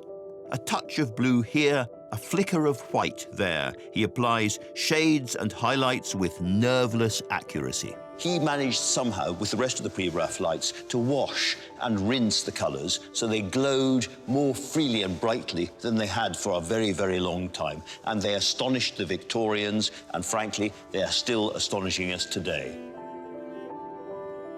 There is this remarkable kind of hyper-real quality in the painting. And one of the ways he achieved this effect was to use a white ground, using lead white and zinc white. And the effect of that was to create this kind of backlit quality to these very bright primary colours that he's using. And the wonderful passages of observation, there's two hands which will stand out like pieces of collage on the canvas. And it really conveys the impression of, this water just sinking into the dress. It's just dragging her bit by bit under the water. The Pre-Raphaelites' hopes for a new art live in every inch of this canvas. It throbs with zest and confidence. It is everything the movement had hoped painting could be. It took Millais months, but finally, in early 1852, Ophelia was finished. The question for Millais was now, was it worth it? Would the Victorian public feel half as strongly about this astonishing picture as did the artist himself? When the painting went on display at the Royal Academy in 1852, there was a very mixed reaction, actually. Some people thought it was a very unconventional representation of Ophelia.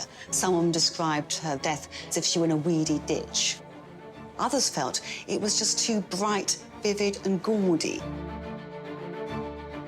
There was so much going on, so much symbolism, that viewers almost had to work at it. They had to study it really hard. And at first, people were a little bit shocked, but within a very short time, it was applauded. People thought Millais has really captured something quite extraordinary. Tom Taylor, who wrote for The Times, when he saw the face of Ophelia, he just described himself as just crying with emotion because it made the death so beautiful. Millais' masterpiece had been quickly snapped up by a private collector, but while it remained on public display, Ophelia proved to be a huge draw. And whether they liked it or not, the Royal Academy could no longer cast out its arrogant prodigal son. The painting is really important in terms of Millais' career. It marks a watershed. Suddenly, his paintings become emotional, and he becomes seen as a painter of pathos and empathy. And there are accounts of people just become overcome with emotion at seeing Ophelia. And at that point, his reputation changes. And from this point onwards, it's really an upward trajectory. Just a year after Ophelia was displayed, Millais was chosen as an Academy Associate, an act which would have been unthinkable 3 years earlier. The establishment he had rejected and which had loudly rejected him was suddenly embracing the stiff-backed young radical. But if Ophelia had been about tapping into popular taste, then, unfortunately, Millais now didn't know when to stop.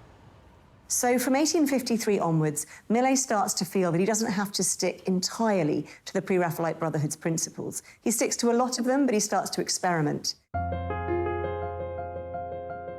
He becomes a highly successful commercial artist, a painter of genre scenes, of landscapes.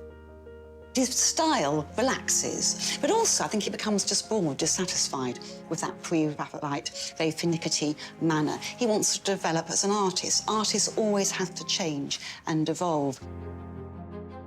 He became a fashionable portraitist, painting rich people's portraits, and a lot of artists said that he sold out, but he was making a living. Most of the public just loved him. They couldn't get enough of Millais. He started to paint a lot of crowd-pleasing pictures, often of little children, because that was the fashion. He becomes the darling of the British public.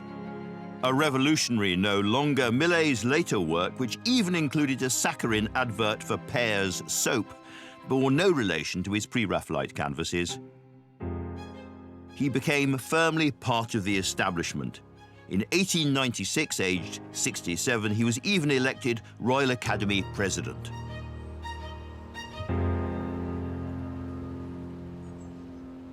But whereas Ophelia had once represented the peak of the Pre-Raphaelite movement in all its non-conformist glory, now it marked the beginning of their demise. Holman Hunt and the increasingly eccentric Rossetti would be left to forge their own paths, and their great muse Lizzie, immortalized in their paintings, would begin a terrifying parallel trajectory in real life. Millais' painting had almost killed her, and now she was going to become Ophelia-like in an entirely new way. People clamoured to come and see this painting. And in fact, for Lizzie Siddal, in some ways, it was a double-edged sword. She became very famous because of it. Through her association with Rossetti, she really begins to pick up her art again, painting and drawings, often portraying scenes of lovers or couples in complicated psychological situations. She also starts to write her own poetry and verse. Lizzie was a sophisticated Pre-Raphaelite artist in her own right, much more than the model in the movement's most iconic piece. But her relationship with Rossetti was incredibly tempestuous. He was a serial cheat, and Lizzie didn't make the easiest partner herself. Perhaps the biggest problem in their relationship on her side was that she was a laudanum addict. And laudanum was an opiate. It was opium in alcohol, incredibly addictive. And it was a real social ill of the 19th century, particularly amongst women. Depressed, unappreciated, and darkly miserable, Lizzie could not control her addiction. And tragically, on the 11th of February 1862, aged just 32, she killed herself with a suspected overdose. People have often associated the tragic early death of Elizabeth Siddal with the early death of Ophelia. So there is this conflation between art and life. That's what's so sort of magical and sort of, slightly sort of sinister or uncanny about Pre-Raphaelite paintings. Often art and life do converge.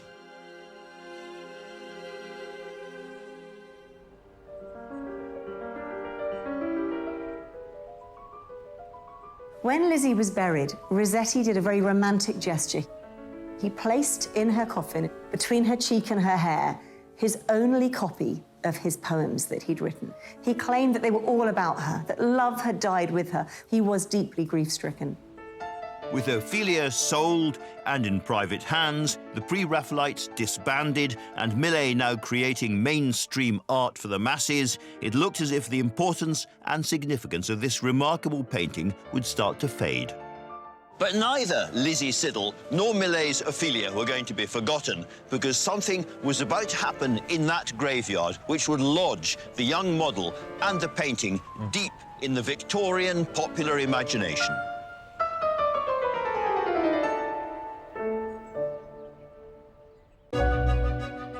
Millais' great canvas, Ophelia, has continued to capture our imagination almost 170 years since it was first exhibited. And I think that's in part because its subject matter transcends any age or any era. There is no moment in the human story so cold, so lonely, and so bleak as deciding to take your own life. Ophelia killed herself because she had been so badly betrayed she was demented. And she did it in a particularly grim way. But what also added to the intrigue, mystery, and perhaps the popularity of this canvas was that it was an act reflected by the untimely death of Millais' own muse. And Victorian Britain would be aghast at what happened next. Lizzie Siddal was buried in Highgate Cemetery, Rossetti's handwritten poetry tucked neatly behind her long flowing red hair. But this tragic woman was not going to be allowed to rest in peace, because just 6 years later, Rossetti decided that he wanted his poetry back, which was tricky, because he could hardly dig her up again. Or could he?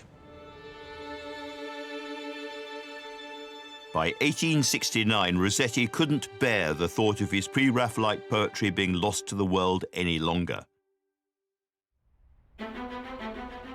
And so alongside his friend Charles Augustus Howell, he hatched a macabre plan to retrieve the poems from Lizzie's grave. They'd done it by bonfire light, and the coffin had been exhumed and the lid had been taken off, and allegedly, according to Howell, there was Lizzie perfect. She wasn't a skeleton, she was miraculously preserved. He claimed that her hair had grown so much it filled the whole coffin. Rossetti wanted to believe it, that Lizzie was the beautiful supermodel in death, just as she'd been in life. Rossetti published the poems, which he'd received with a wormhole running through them. They didn't go down well. By the time he died 13 years later, he was a thin spectre of the man who'd helped found the Pre-Raphaelites back in 1848. And yet, a mythology began to grow around the image of Lizzie, captured for eternity as the epitome of the betrayed woman. She's sort of a heroine for women that suffered at the fate of drugs and men and being a muse. A lot of women now model themselves on Elizabeth Siddal, and the Elizabeth Siddal look is now rather fashionable. If you think of performers such as Florence Welsh with the red hair, pale complexion, the flowing garments. Perhaps one reason why Lizzie Siddal still captures the imagination is that her own suicide is so neatly captured in the painting of her by Millais as Ophelia. The fact that she was the most famous suicide in art history and then becomes a suicide in real life is something that continues to resonate with people. There's no denying this is a great Victorian horror story. But Lizzie Siddal, the face of the Pre-Raphaelite movement, should not be remembered just as a beautiful victim. We look at Lizzie Siddal in this picture, and she is entirely passive, almost surrendered. And we have to remember that this was a woman who, in her real life, was an artist and a writer, a poet herself. It is a great, great injustice that the way we remember her is only as a passive, sinking woman in a famous painting and as a corpse being ravaged for somebody else's poetry long after her death.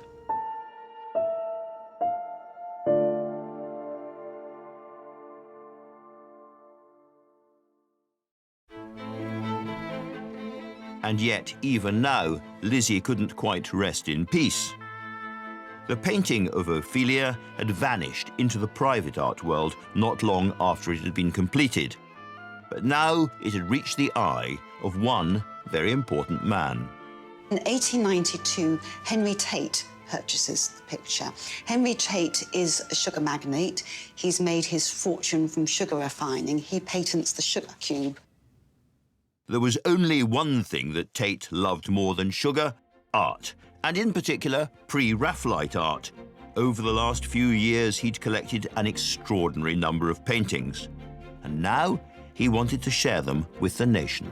He loved the idea of a national gallery that people of all social classes could go to. A site is decided upon, which is the old Millbank Penitentiary. It's a site which will be transformed into this public gallery, which will be free of charge for the public, particularly for the working poor of the Millbank area. A cutting-edge art gallery in one of the poorest areas of the city. That was a mighty risk. The question on everyone's lips was, would Ophelia help pull in big crowds? And the answer was a resounding yes. The gallery opens in 1897, and Ophelia is an immediate hit with the public. People flock to see it. It was one of those that people were told to sort of stand back, don't jostle. They had to have a lot of guards checking that people didn't get too close to the painting, and it's remained one of the most successful paintings of the Tate ever since. This haunting canvas has spoken to generation after generation since it was first hung here more than 120 years ago. Millais' Ophelia is a masterwork by a master painter.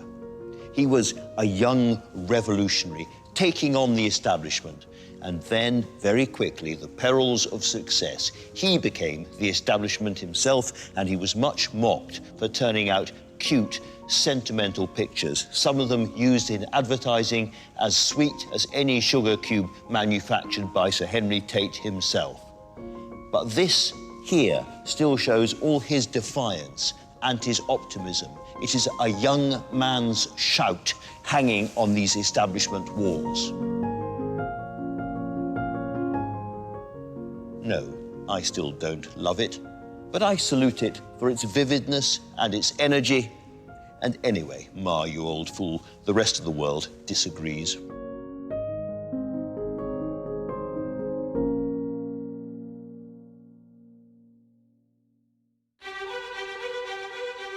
Next time.